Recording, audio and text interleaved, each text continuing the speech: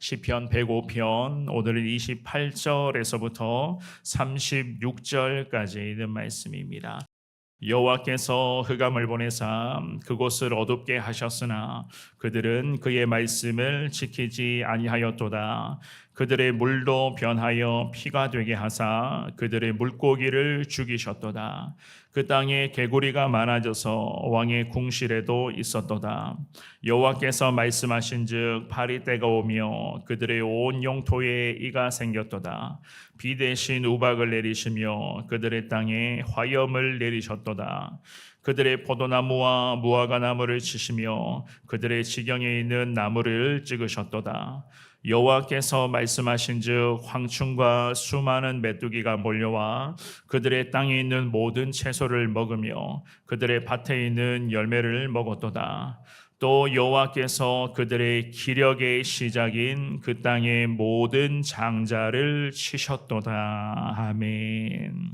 우리가 믿고 의지하는 하나님은 우리를 구원하신 최고의 하나님, 늘 우리의 주관자 되시는 능력의 하나님이시지만 동시에 심판의 하나님이신 것을 우리는 참 잘 알고 있습니다. 그래서 하나님께서는 하나님 당신의 택하신 백성들에게 필요한 은혜와 능력과 축복을 항상 공급해 주시는데 그 은혜 가운데 우리 믿음의 사람들이 온전한 순종을 살지를 못한다면 하나님 그에 따라서 때로는 심판을 행하여 주시며 또한 그에 걸맞는 징계를 통하여서 하나님의 백성들을 바른 길로 인도하시는 우리가 믿는 하나님은 바로 이렇게도 능력이 많으신 하나님이신 줄 믿습니다. 오늘 읽었던 본문의 귀한 말씀을 보시면은요, 시편의 기자가 기도하면서 애굽 땅에 나타났었던 구원의 하나님, 그 구원의 하나님의 능력이 어떻게 임하였는가, 그 하나님 능력과 기적들을 언급을 하면서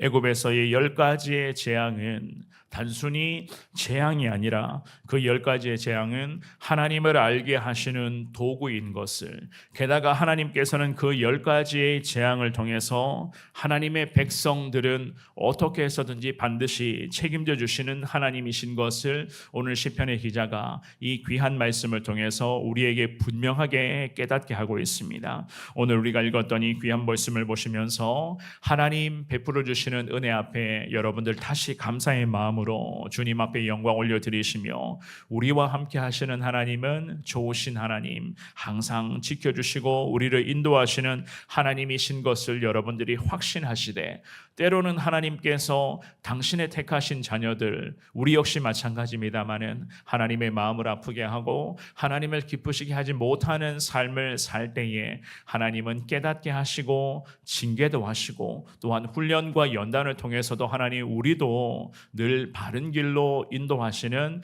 좋으신 하나님이신 것을 여러분들이 말씀을 통해서 확인하시면서 하나님의 능력의 손을 더 강하게 믿음으로 붙잡고 하나님의 뜻이라면 오늘도 그리고 늘 평생 순종하겠습니다, 이러한 신앙의 각오로서 주시는 말씀 붙들고 기도하시면서 오늘 하루도 나아갈 수 있는 여러분들 되시기를 주님 이름으로 축원합니다.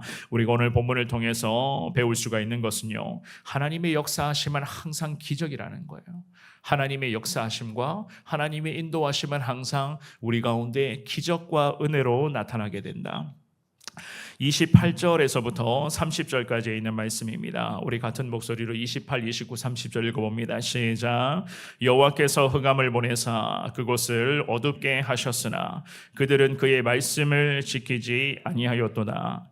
그들의 물도 변하여 피가 되게 하사 그들의 물고기를 죽이셨도다. 그 땅에 개구리가 많아져서 왕의 궁실에도 있었도다. 아멘. 우리가 잘 알고 있는 출애굽의 10가지의 기적, 우리가 10가지 재앙이라고도 부르기죠, 그죠? 하나님께서는 바로 왕의 추격, 이스라엘 민족들이 드디어 애굽 땅에서 벗어났는데 이 민족들을 다시 잡아오기 위하여 애굽의 권력자였던 바로는 이 민족들, 이스라엘 민족들을 따라갑니다. 그 바로 왕의 군대의 추격과 애굽에서 이스라엘 백성들이 완전하게 벗어나게 하시기 위한 우리 주님 구원의 거룩한 계획하심에 따라 10가지의 재앙이 애굽 땅에 드디어 임하기를 시작을 합니다. 여러분들이 잘 아시는 출애굽기 말씀을 보시면 보면 출애굽기 말씀의 서두에 등장하는 이 10가지의 재앙은 그야말로 이스라엘 백성들, 하나님이 사랑하시는 하나님의 사람들에게는 구원의 문이 활짝 열리게 되는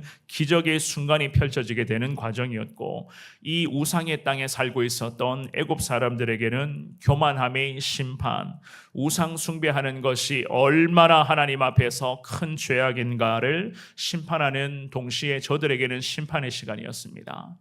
택하신 민족에게는 구원과 기적의 시간이었지만 우상을 섬기는 민족, 죄를 범하는 민족에게는 이 시간이 심판의 시간이었어요. 이 시편의 기자가 오늘 본문의 말씀에서 10가지의 재앙을 언급하면서 출애굽기에 나오는 그 10가지의 재앙의 순서와는 좀 다르게 언급하고 있는 것을 볼 수가 있습니다. 특별히 그 많은 재앙들 중에서 어떤 재앙을 언급을 하는가? 흑암의 재앙을 먼저는 언급을 하죠, 그죠? 10가지의 재앙 중에서 보통은 흑암의 재앙이 9번째 재앙인데, 어떤 학자는 이를 두고 흑암의 재앙이라고 하는 것은 결국 하나님 진노하심의 상징이었는데, 그런 의미에서 10가지의 재앙이 시작되는 그 순간에서부터, 그리고 이 10가지 재앙이 마지막 재앙까지 이루어지게 되는 이 모든 순간까지, 첫 번째 재앙부터 마지막 재앙까지 이 모든 재앙의 기간 동안에 애굽의 우상의 땅, 이 우상을 섬기는 땅에는 흑암으로 덮여 있었다라고도 그렇게까지 보통의 학자들은 해석을 합니다. 그만큼 애굽 땅에 임했었던 그 당시의 10가지의 재앙은 재앙 중의 재앙이었습니다. 얼마나 그 땅에 살아갔던 사람들이 공포에 떨고 있었겠습니까? 그렇다면 그 땅에 살아갔었던 사람들이 왜 이렇게 재앙 중에 재앙을 저들이 마주했을까? 오늘 본문의 말씀, 여러분들이 방금 읽어보셨지만 이 본문의 말씀만 봐도 이 애굽 땅에 살고 있었던 이 사람들이 마주하고 있었던 10가지의 이 재앙, 그 중에서도 흑암의 재앙과 물이 피로 변하는 그러한 재앙, 게다가 개구리가 많아지는 그 재앙이 지금 이어지고 있었는데요. 오늘 본문의 첫 구절이었죠. 28절 말씀에서 말씀을 합니다. 왜 이 민족들이, 애굽 땅에 살고 있었던 이 사람들이 이렇게도 끔찍하고도 무서운 재앙을 저들이 마주했을까? 28절에 보시면요, 분명한 이유를 먼저는 설명을 합니다. 뭐라고 말씀하시죠? 그들은 그의 말씀을, 즉 그분의 말씀, 하나님의 말씀을 지키지 않았기 때문이다. 분명히 성경은 말씀합니다. 10가지의 재앙이 일어나게 된 가장 결정적인 이유, 결국 이 애굽 땅에 살고 있었던 사람들은 하나님의 말씀을 지키지 않았기 때문에, 순종하지 않았기 때문에, 하나님 앞에 죄를 범했기 때문에, 자기 마음대로 살았기 때문에, 자기 기준과 자기 생각을 인생의 정답으로 여겼기 때문에 이들은 이렇게도 끔찍한 재앙을 마주하게 되었던 것이었습니다. 31절에서부터 33절까지 있는 말씀도 우리 같은 목소리로 쭉 읽어봅니다. 시작. 여호와께서 말씀하신즉 파리때가 오며 그들의 온 영토에 이가 생겼도다. 비 대신 우박을 내리시며 그들의 땅에 화염을 내리셨도다. 그들의 포도나무와 무화과나무를 치시며 그들의 지경에 있는 나무를 찍으셨도다. 아멘. 여호와 하나님이 말씀하십니다. 파리때의 재앙, 그리고 이가 여기저기서 생겨나는 재앙, 또한 비 대신에 우박을 주님께서는 쏟아부으시면서 그들의 땅에도 화염까지 내리셨다. 성경은 그렇게 말씀을 합니다. 32절 말씀에서 특별히 화염이라고 하는 것은요, 불타는 불이라는 의미를 가지고 있는데, 천둥과 그 번개가 칠 때에 동반되는 그 뇌우를 말하는 겁니다. 그 번개가 번쩍번쩍하는 그 번개를 여러분들도 잘 아시죠, 그죠? 그 번개가 천둥과 동반해서 내리찍는데, 그것이 사람들의 보기에는 마치 하늘에서 불기둥이 그냥 계속 떨어지는 것처럼, 그냥 로켓가 그냥 수천 발의 그런 로켓이 그냥 막 떨어지는 것 같은, 불기둥이 계속 떨어지게 되는 그러한 현상이 이 애굽 땅에 지금 나타났다는 것이었습니다. 얼마나 끔찍하고 무서웠겠습니까? 게다가 이 애굽의 민족들이 그렇게 애지중지하는 포도나무와 무화과 나무를 하나님은 다 찍어내셨고, 그들 지경에 있는 그들 땅에 심겨져 있었던 그 나무들을 하나님은 우박과 그리고 벼락을 통해서 주님께서는 다 찍으셨다, 성경은 말씀하고 있습니다. 지금의 이 상황, 이 10가지의 재앙으로 말미암아 이 우상의 땅에, 애굽의 땅의 상황이 이렇게까지 끔찍하게 변해가고 있었는데도 애굽의 사람들과 특별히 이 애굽 나라의 권력자였던 바로는 모세로부터 선포되고 있었던 하나님의 말씀을 계속 거부했어요. 하나님의 말씀을 듣지를 않았습니다. 듣는 척 했지만 정작 순종하지 않았습니다. 이 바로 왕과 애굽 사람들이 말입니다. 그래서 여호와 하나님 뭐라고 하십니까? 34절에서부터 36절도 우리 한번 읽어봅니다. 시작. 여호와께서 말씀하신즉 황충과 수많은 메뚜기가 몰려와 그들의 땅에 있는 모든 채소를 먹으며 그들의 밭에 있는 열매를 먹었도다. 또 여호와께서 그들의 기력의 시작인 그 땅의 모든 장자를 치셨도다. 아멘. 황충과 메뚜기가 몰려와서 그들의 땅의 채소와 밭에 있는 열매를 다 먹어치웠다, 성경은 말씀을 합니다. 그리고 36절에서는 뭐라고 말씀합니까? 그들의 기력의 시작이라고 하는 그 장자, 그 땅의 모든 장자를 하나님은 치셨다. 각 집집마다 마다들이 있었어요. 장자가 있었습니다. 이 애굽 민족들도 그렇지만 이스라엘 민족들도 마찬가지입니다만은 그 시대의 집안마다 장자들은 정말로 그 집안을 대표하는 사람들입니다. 그만큼 상징성도 있고 중요한, 정말로 우리의 가문을 대를 이어갈 우리 장자, 참 끔찍하게 아끼는 바로 그 집안의 그런 장자가 바로 오늘 본문에서 말씀하는 이 36절의 장자였습니다. 각 집안마다, 애굽 나라의 각 지방마다 마다들이 죽어나가는 끔찍한 일들이 발생을 합니다. 특히 장자를 죽이신 이 재앙은 그 땅에 영원한 심판이 임할 것이다 라고 하는 것을 상징하는 우리 하나님의 그러한 무서운 심판이었습니다. 하나님의 인내가 결국에는 애굽왕의 그런 애굽왕 바로와 애굽 사람들의 그런 죄악 때문에 하나님의 인내는 거의 바닥에 이르게 되었고, 결국 마지막 집집마다 마다들을 다 죽이게 됨으로써 완전한 하나님의 심판이 지금 이 땅에 임하고 있었다는 것이었습니다. 장자라고 하는 것은 그 가문의 미래이자 사실 생명의 상징이기도 했거든요. 그래서 애굽 사람들도 또한 이스라엘 민족들도 물론 마찬가지지만 장자를 보통은 후계자로 생각을 하잖아요. 하나님께서는 그 모든 것을 다 끊어내셨다.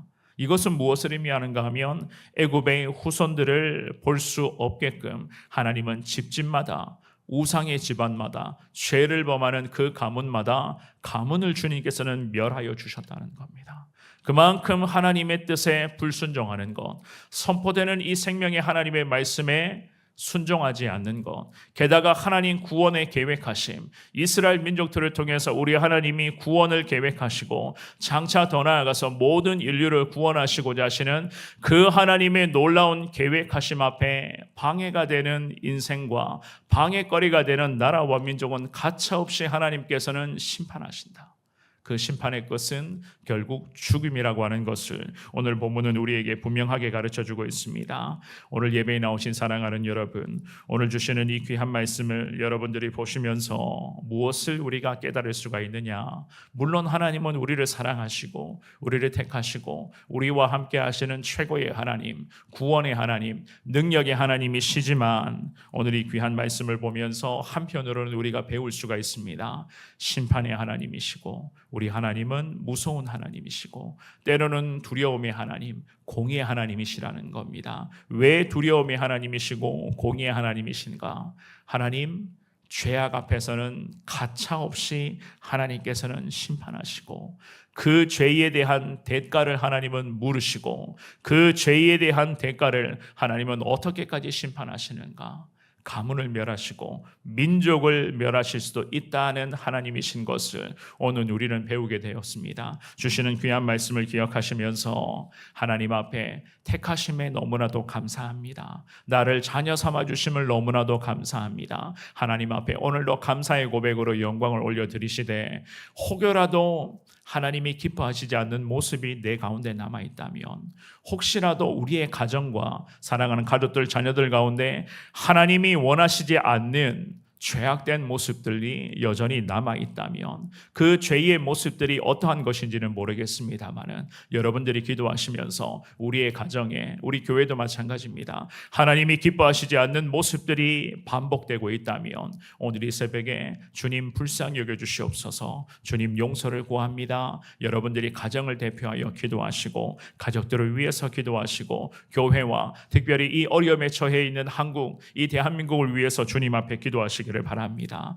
하나님께서는 반드시 기도하는 믿음의 백성들의 그 기도를 들어주시고 하나님 긍휼과 자비를 주님이 베풀어 주심으로써 우리 개인과 가정과 특별히 교회와 나라와 민족이 회복의 길로 걸어갈 수 있도록 주님은 함께하여 주실 줄을 믿습니다. 주시는 말씀을 기억하시면서 결국 하나님의 말씀을 지키지 않았기 때문에 이 민족은 이렇게까지 재앙을 당했다는 것을 마음에 새기시면서 무슨 상황일지라도 항상 하나님 말씀대로 살겠습니다. 주님 뜻대로 순종하겠습니다. 이 각오로 오늘 하루도 살아가시며 오늘도 하나님 영광 위에 달려갈 수 있는 여러분 모두가 되시기를 우리 주님의 이름으로 축원합니다.